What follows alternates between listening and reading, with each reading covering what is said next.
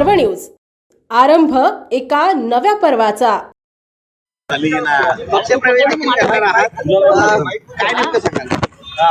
चेहरा दिसू दे ना. काय नाही असे मी धुरंधरला भेटायला चाललो. पूर्ण चित्रपट बघतो आणि मग बाहेर आल्यावर सांगतो.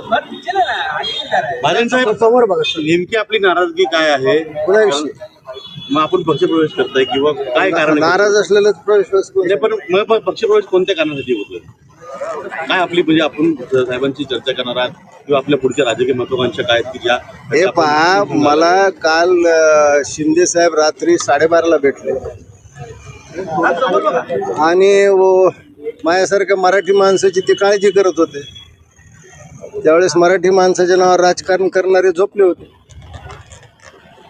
मी त्यांना म्हणलं मला तुमच्यासोबत काम करायचं, कारण मी हिंदुत्ववादी माणूस आहे आणि ते हिंदुत्ववादी आहेत. काम करू. हे झोपणार आहे कोण? जे मराठीसाठी बोलले झोपणार आहे कोण? का मी झोपलो नंतर?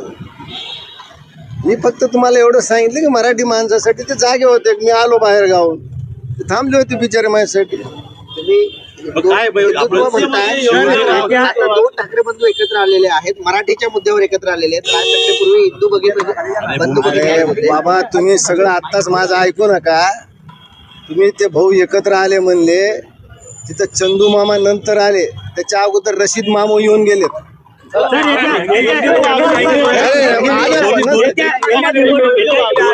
दोन्ही ठाकरेंनी हिंदुत्वाची का सोडली का मराठीची का सोडली का फक्त निवडणुकीपुरते मराठी नंतर बोलू ना आपण.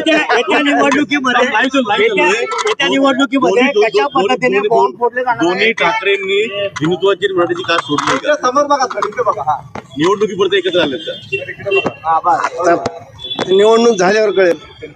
सध्या तर एकत्र आले. आमच्यासारखे भाऊ एकत्र आणायला शिव्या खाऊन बाहेर पडले. भाऊ एकत्र आले तर आमची आठवण केली का नाही माहिती. मी म्हणतो चंदू मामा गेले आणि रशीद मामू आले.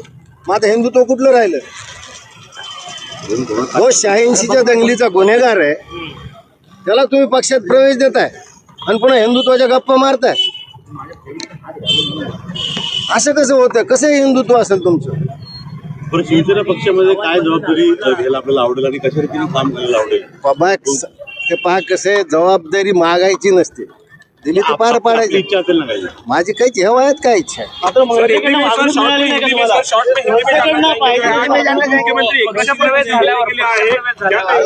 अरे भाई, एकनाथजी शिंदे का